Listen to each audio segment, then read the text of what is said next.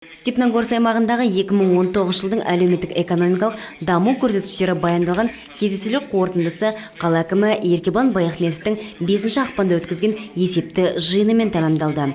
Жүздесуге Ақмола облысының әкімі Ермек Маржықпаев арнайы қатысты.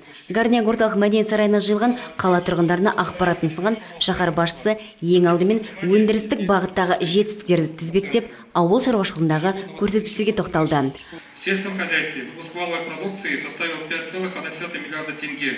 Ауыл шаруашылығындағы жалпы өнім шығарылымы 5,1 миллиард теңге. Нақты көлем индексі 102,8%-ға тең. Мал басы және қостанай жұмысы бағаланатын негізгі индикаторлар бар. Бордақылау алаңдары, шағын құс фабрикасы және әкімдік арасындағы меморандумға сәйкес индикаторлардың орындалуы бойынша Степногорск қаласын арттыруға ие болды.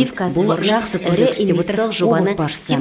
Есепті кездесу соңында 2020 жоспарланып отырған бірқатар баяндама барысында шырайлы шаһарымыздың барлық бағыттағы көрсеткіштері таныстырылып, жоспарлар да сөз болды.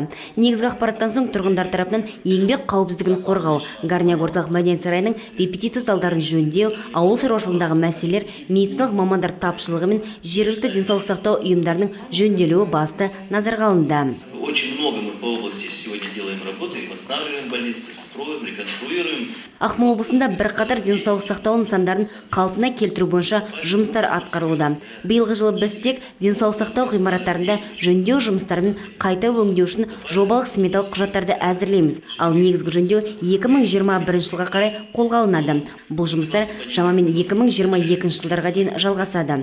Осылай деп мәлімдеме жасаған Ақмола облысының әкімі Ермек Маржықпаев аймағымыздың жалпы даму көрсеткіштерімен таныстырды. Облысымыздың өркендеуінде Степногорск қаласының үлесі де орасан екен алға тартты. Есть такие понятия ключевые, скажем так, индикаторы, по которым мы судим о работе акимата города. Қалалық әкімдіктің жұмысы бағаланатын негізгі индикаторлар бар. Осы ретте облыс әкімі мен жергілікті әкімдік арасындағы меморандумға сәйкес индикаторлардың орындалуы бойынша Степногорск қаласы 3-ші орынға ие болды. Бұл жақсы көрсеткіш деп отыр облыс басшысы. Есепті кездесу соңында 2020 жылға жоспарланып отырған бірқатар жұмыстар барысы да баяндалды.